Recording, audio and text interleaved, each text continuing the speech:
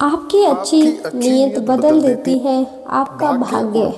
नीयत ऐसी चीज है जो कभी भी किसी की भी बदल सकती है, चाहे राजा हो या आम इंसान। नीयत के बदलने से बदल जाता है भाग्य और परिणाम। नमस्कार मित्रों, आज की कहानी बहुत ही शिक्षाप्रद होने वाली है, इसलिए कहानी को अंत तक जरूर सुने। एक समय की बात है, किसी गांव में विक्रम नाम का एक शिकारी अपनी पत्नी निर्मला के साथ रहता था। विक्रम के विवाह को कई साल बीत चुके थे, मगर अभी तक संतान सुख से पूरी तरह वंचित था। एक दिन विक्रम शिकार करने के लिए घर से निकल ही रहा था, तभी उसकी पत्नी निर्मला उससे कहने लगी कि आज तो आपको कोई ना कोई शिकार करना ही होगा, क्योंकि घर में जितने भी खाने पीने की वस्तु थी वे सब खत्म हो चुकी हैं। विक्रम कहने लगा कि मैं जानता हूँ निर्मला, जब तुम मेरी वजह से भूखी रहती हो ना, तो मुझे बहुत दुख होता है। निर्मला कहने लगी, यह कैसी बातें कर रहे हो आप? भला आपकी वजह से मैं क्यों भूखी रहती हूँ?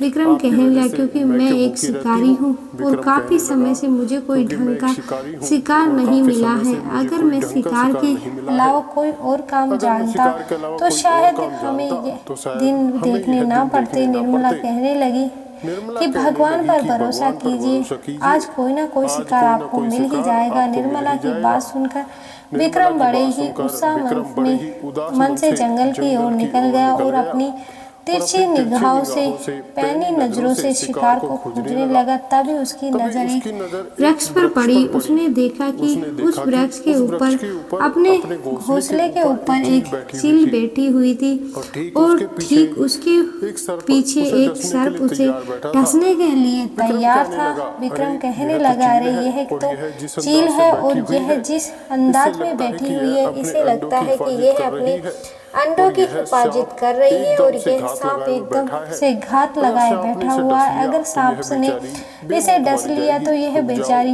बेमौत मारी जाएगी। रुक जाओ। इतना बोलकर विक्रम ने अपनी तीर कमान में तीर चढ़ा लिया और उस सर्प के ऊपर वार कर दिया। कुछ ही देर में सर्प घायल होकर नीचे गिर पड़ा और तड़प तड़कर वही मर गया। अचानक वह चील विक्रम की ओर देख कर इंसानी आवाज में कहने लगी, तुमने मेरी जान बचाई, इसलिए मैं तुमसे बहुत प्रसन्न हूँ। बोलो, मैं इसके बदले में तुम्हारी क्या मदद कर सकती हूँ? चील की जुबान से इंसानों की आवाज सुनकर विक्रम पूरी तरह से घबरा कर कहने लगा कि तुम तो एक चील हो, फिर भी तुम इंसानी आवाज में कैसे बात कर सकती हो? वह चील कहने लगी कि मैं एक विचित्र चील हूँ, लेकिन तुम्हें मुझसे डरने की कोई आवश्यकता नहीं है। मैं तुम्हें कोई नुकसान नहीं पहुँचाऊंगी। तुमने तो मेरी जान बचाई है। बोलो, मैं तुम्हारे मदद कर सकती हूँ। विक्रम ने कहा, मैं मदद करने की कीमत नहीं लेता। चील कहने लगी कि तुम तो बहुत अच्छे इंसान मालूम पड़ते हो, फिर तुम इस शिकार क्यों करते हो? तब विक्रम ने कहा, क्योंकि मुझे शिकार करने के अलावा कोई और काम नहीं आता और वैसे भी अच्छे इंसान की भगवान परीक्षा बहुत लेता है। शादी के कई सालों बाद भी मेरी कोई संतान नहीं है। अगर मेरी कोई संतान होती तो मुझे शिकार करने की जरूरत नहीं पड़ती। चील बोली, मैं एक मायावी चील हूँ, मेरी बात ध्यान से सुनो। तुम मेरे घोंसले पर जो 2 अंडे देख रहे हो, यह कोई मामूली अंडे नहीं है, बल्कि विचित्र जादुई अंडे हैं। तुम इन अंडों में को अपने घर ले जाओ। एक अंडे से एक गरीब पुत्र जन्म लेगा और सच्चाई का देवता होगा, और दूसरे अंडे से एक राजकुमार जन्म लेगा तो वीरों का वीर बड़े दिलवाला होगा। विक्रम उन दोनों अंडों को अपने घर लेकर आ जाता है और सारी घटना अपनी पत्नी को बता देता है। और विक्रम की पत्नी ने से कहता है कि मैं क्या बताऊं निर्मला, मुझे तो विश्वास ही नहीं हो रहा है कि जो घटना मैंने अपनी आंखों से देखी वे सत्य है। निर्मला कहती है कि हाँ, तुम्हारे हाथ में ही 2 अंडे बता रहे हैं कि तुमने जो कुछ भी देखा वह सत्य है। अब और देर ना करो, जल्दी से इन अंडों को उठाकर रख दो। विक्रम ने जैसे ही वह अंडे रखे, अचानक अंडों का आकार बढ़ने लग गया और दोनों अंडे देखते फट गए। अंडों के फूटते ही 2 शिशुओं की किलकारियां विक्रम और निर्मला के कानों में गूंजने लगी। इसका मतलब है मायावी चील सही बोल रही थी। ये दोनों अंडे जो वाकई चमत्कारी निकले। इतना बोलकर निर्मला ने अंडों से दोनों बच्चों को उठा लिया और विक्रम से कहने लगी कि ये दोनों बच्चे तो बड़े ही सुंदर हैं। हाँ निर्मला, यह दोनों ही बड़े प्यारे बच्चे हैं। आज से यही दोनों हमारे पुत्र हैं। इनके जन्म से पहले ही इनकी भविष्यवाणी कर दी गई है। मैं इसका नामकरण भी अभिषेक कर देता हूँ। इसमें से एक राजकुमार होगा और उसका नाम रखता हूँ विक्रम कुमार, और दूसरा गरीब होगा लेकिन मन का बड़ा धनी होगा, उसका नाम रखता हूँ दीपक।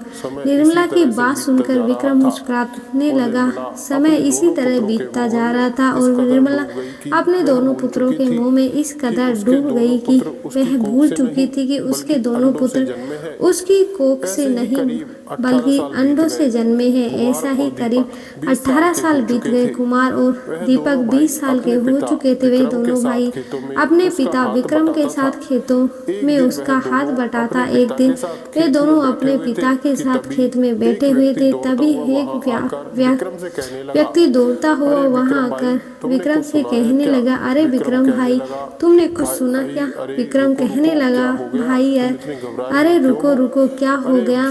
तुम इतने घबराए हो क्यों हो? अरे सारे नगर में भय का माहौल छाया हुआ है।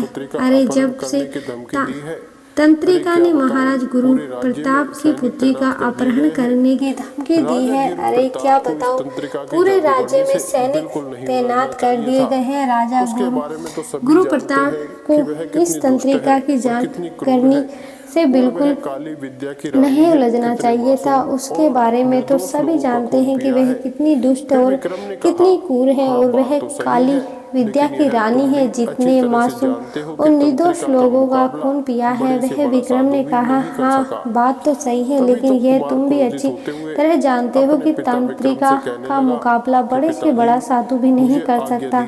तभी तो राजकुमार क्रोधित होते हुए अपने पिता विक्रम से कहने लगा कि पिताजी, मुझे आज्ञा दीजिए, मैं उस तंत्रिका का सर्वनाश कर दूंगा। जब भी मैं किसी पर अत्याचार होते देखता हूँ तो मेरा खून खौल उठता है, और फिर तंत्रिका तो एक बहुत ही बड़ी अत्याचारनी है। कुमार की बात सुनकर दीपक कहने लगा, अरे देखो भाई, सीधी सी बात है, तंत्रिका का अंत तो मैं भी कर सकता हूँ, परंतु अगर महाराज स्वयं चलकर मेरे पास आए और मुझसे मदद मांगे तभी मैं उनकी मदद करूंगा। विक्रम और कुमार की बात सुनकर कि वह व्यक्ति मुस्कुराकर कहने लगा, मुझे तुम दोनों के कौशल पर कोई शक नहीं है। व्यक्ति की बात सुनकर दोनों भाई मुस्कुराने लगे। उधर राजा गुरु प्रताप चिंतित अवस्था में दरबार में अपनी पुत्री राजकुमारी रुक्मती के साथ बैठे हुए थे कि तभी उनके बगल में खड़ा हुआ उनका मंत्री उनसे कहने लगा, महाराज, इस तरह से चिंतित होने से कुछ नहीं होगा। यह सब छोड़िए और जल्दी से जल्दी कोई उपाय सोचिए जिससे उस तंत्रिका को गिरफ्तार किया जा सके। मंत्री जी, तुम्हारे कहने पर ही हमने तंत्रिका को इस राज्य में बाहर खदेड़ दिया था। हमने सोचा था कि वह डर जाएगी, मगर ऐसा बिल्कुल भी नहीं हुआ। अरे उसने तो हमारी आंखों के सामने हमारी पुत्री का अपहरण करने की धमकी दी। मंत्री कहता है कि महाराज, लगता है हमने तंत्रिका का राज्य से बाहर करने का जल्दबाजी कर दी। हमें सबसे पहले उसके मंसूबों के बारे में जान लेना चाहिए था कि आखिर वह ऐसी कौन सी काली विद्या की प्रक्रिया कर रही थी जिसके लिए इतने निर्दोष लोगों और मासूमों ने उसने बलि दे दी थी। राजा कहता है कि तुम बिल्कुल सही कह रहे हो, जो हो मंत्री। यह सब सुनकर राजकुमारी रुक्मती कहने लगी, पिताजी, अब तो सभी साधुओं ने भी मदद करने से इनकार कर दिया। कोई भी साधु संत उस तंत्रिका से मुकाबला नहीं कर सकता, तो क्या वास्तव में वह तंत्रिका मेरा अपहरण करके ले जाएगी? राजकुमारी रुक्मती ने इतना कहा ही था कि तभी वहां पर एक स्त्री भारी आवाज से कहती हुई टकराई, तुम बिल्कुल सही कह रहे हो रुक्मती, मैं तुम्हारे महल से तुम्हारे पिता के सामने तुम्हारा अपहरण करके ले जाऊंगी और वह कुछ नहीं कर सकेगा। तभी वहां दरबार में काला धुआं फैलने लगा और अगले ही पल उस काले धुआं के एक बूढ़ी औरत का रूप धारण कर लिया और वह बूढ़ी औरत भयंकर मुस्कान से राजा गुरु प्रताप से कहने लगी, मूर्ख राजा, तुझे क्या लगता है कि तू मुझे राज्य से निकाल देगा और मैं आंख बंद करके बैठी रहूंगी? मुझे केवल एक बलि की आवश्यकता थी जो तूने मुझे नहीं लेने दी। अब वह बलि मैं तेरे बेटी से लूंगी और इसके बाद मैं अपने मकसद में कामयाब हो जाऊंगी। इतना कहकर वह तंत्रिका काले धुएं में परिवर्तित हो गई और पूरे महल में काला धुआं फैल गया। अगले ही पल जब वह धुआं वहां से हटा, लेकिन राजकुमारी रूपमती वहां से गायब थी। यह देखकर राजा चिल्लाते हुए कहने लगा, मंत्री जी, यह क्या हो गया? अरे देखा नहीं, तुमने तंत्रिका ने जो कहा वह करके दिखा दिया। अरे वो हमारी आंखों के सामने हमारी बेटी को लेकर चली गई। जाओ जाओ और जाकर सारे राज्य में जितने भी साधु संत हैं उन्हें यहाँ लेकर आओ। तब मंत्री ने कहा, महाराज, सभी साधुओं ने अपने हाथ खड़े कर दिए हैं, केवल एक साधु के अलावा, परंतु उसके पास आपको चलकर जाना पड़ेगा। वह राजमहल में नहीं आता। राजा बोला, हम अपनी पुत्री की जान बचाने के लिए कहीं भी चलने के लिए तैयार हैं। मंत्री जी, बताओ वो साधु हमें कहाँ मिले? कुछ ही देर में राजा गेरू प्रताप के पास सात जंगल में घने वृक्ष के नीचे खड़ा था, जहाँ एक साधु एक वृक्ष के नीचे अपनी आंख बंद करके बैठे हुए। अचानक साधु ने आंखें खोलकर देखा। राजा गेरू प्रताप की ओर देखते हुए कहा, मैं जानता हूँ कि राजन, तुम यहाँ पर क्यों आए हो? राजा ने कहा, अगर आप सब जानते हो तो महाराज, तो फिर मेरी सहायता कीजिए। साधु ने कहा, हे राजन, इस समय मैं आपको सिर्फ यही बता सकता हूँ कि वह तंत्रिका आपकी पुत्री को लेकर के कहाँ गई है, परंतु मैं स्वयं तुम्हारी पुत्री को बचा करके नहीं ला सकता। लेकिन इतना बता सकता हूँ कि अगर तुम्हारी पुत्री को कोई बचा सकता है तो वह केवल इस संसार में दो विचित्र याचक ही बचा सकते हैं। उन्होंने अपनी माँ की कोख से जन्म नहीं लिया है। वह यह सुनकर राजा गेरू प्रताप बुरी तरह से चौंक गए। हे साधु, क्या आप कहना चाहते हैं उन्होंने अपनी माँ की कोख से जन्म नहीं लिया? तो फिर कैसे जन्म लिया? साधु ने कहा, यह जानने के भी तुम्हारे पास समय नहीं है। महाराज, जाओ जाकर यह ऐलान कर दो कि अगर कोई भी व्यक्ति तुम्हारी पुत्री की उस तंत्रिका से चंगुल से छुड़ा कर लेकर आएगा तो उसे वीर में अपनी पुत्री का विवाह कर देंगे। मैं जानता हूँ कि इस संसार में केवल दो ही युवक हैं जो तंत्रिका से नहीं लड़ते। वह दोनों तुम्हारी पुत्री को उस तंत्रिका के चंगुल से छुड़ाकर जरूर ले आएंगे। इसके बाद तुम उन दोनों में से किसी एक से अपनी पुत्री का विवाह कर देना। अब ज्यादा सवाल मत पूछना महाराज, क्योंकि समय बहुत कम है। साधु का आदेश सुनते ही राजा गेरू प्रताप अपने मंत्री के साथ अपने महल में पहुंच गया और उसने सारे राज्य में घोषणा करवा दी कि जो भी साधु महाराज ने कहा था। ऐलान सुनकर कुमार अपना घोड़ा लेकर वहीं जाने की तैयारी करने लगा। तभी उसका भाई दीपक आकर उससे कहने लगा, कुमार, तुम कहाँ जा रहे हो? कुमार ने कहा, अरे क्या तुमने नहीं सुना है कि महाराज गेरू प्रताप ने घोषणा करवाई है कि जो कोई भी उनकी पुत्री को तंत्रिका से छुड़ाकर लाएगा वह उनका विवाह अपनी बेटी से करवा देंगे। मैं राजकुमारी रूपमती को तंत्रिका से जंगल से आजाद करवा के उससे विवाह करूंगा। तभी वहां पर विक्रम और निर्मला आ जाते हैं और कहने लगे, लेकिन बेटा, यह तंत्रिका तो बहुत ज्यादा खतरनाक है। कुमार कहने लगा, चाहे कितनी भी खतरनाक हो, जितना भी कठिनाई हो, मुझे उससे डर नहीं लगता। तभी दीपक कहने लगा कि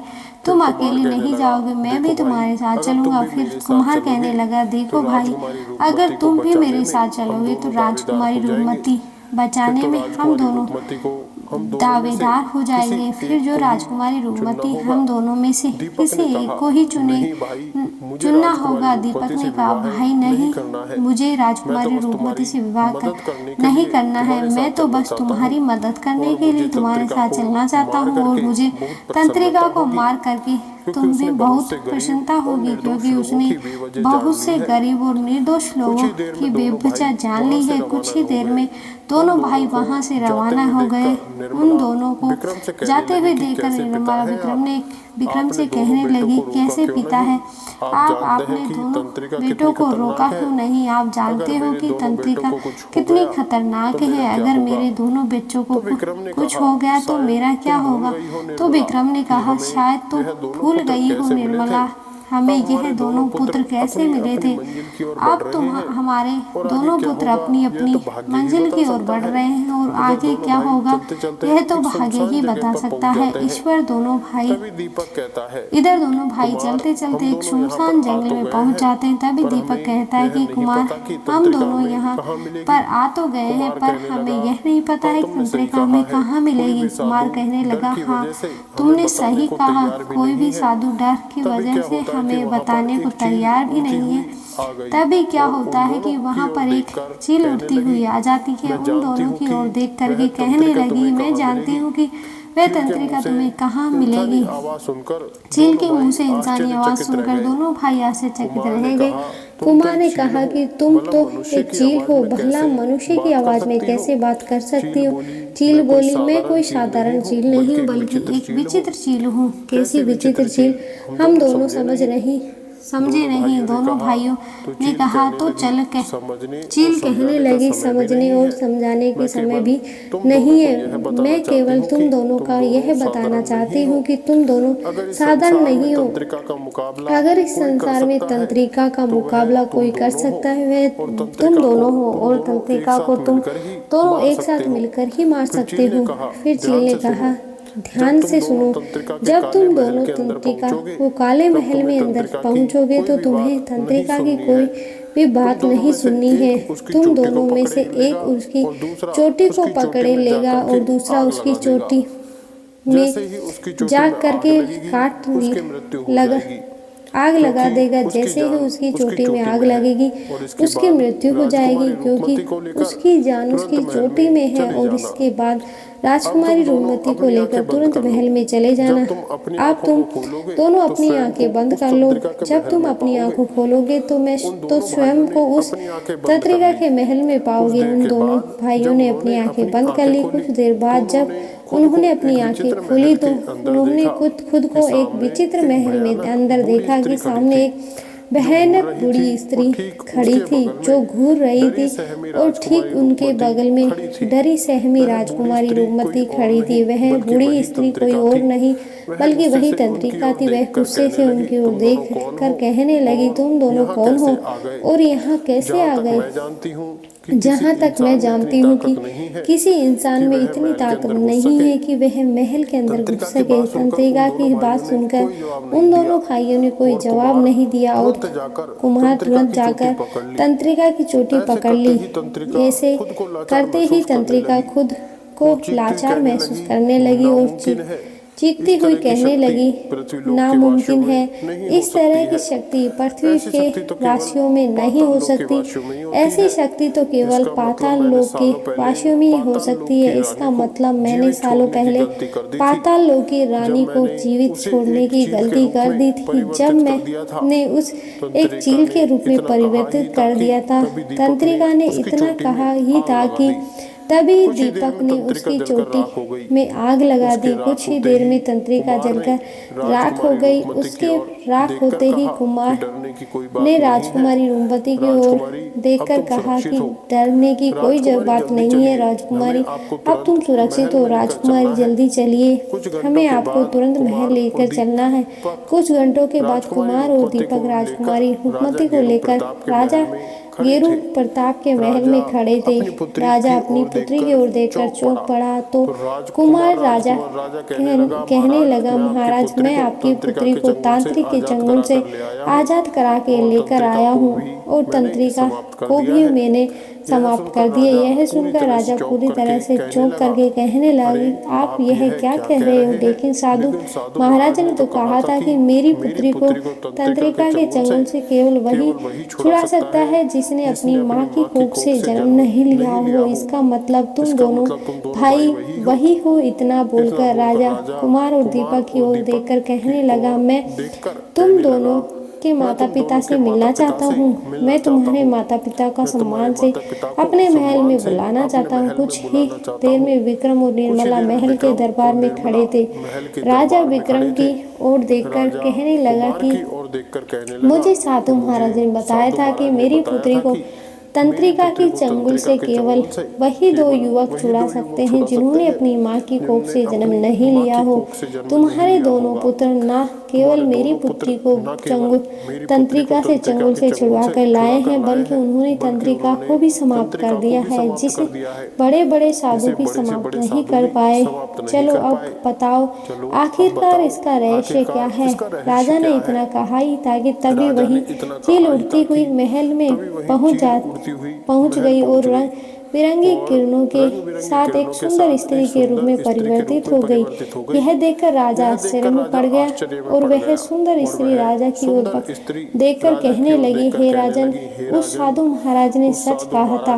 दरअसल ये दोनों मेरे ही पुत्र हैं। उस सुंदर स्त्री ने कहा, वर्षों पहले तंत्रिका ने पाताल लोक पर शासन करने के लिए निर्दोष लोगों की बलि चढ़ाने की शुरू कर दी थी। जब मुझे इस बात का पता चला तो मैंने तंत्रिका को सबक सिखाने के लिए पृथ्वी लोक पर भेजने का निर्णय लिया, लेकिन मैंने उसे कमजोर समझ लिया था। तंत्रिका ने मुझे चील के रूप में अपनी शक्ति में परिवर्तित कर दिया, मगर वह नहीं जानती थी कि मैं उस समय गर्भवती थी।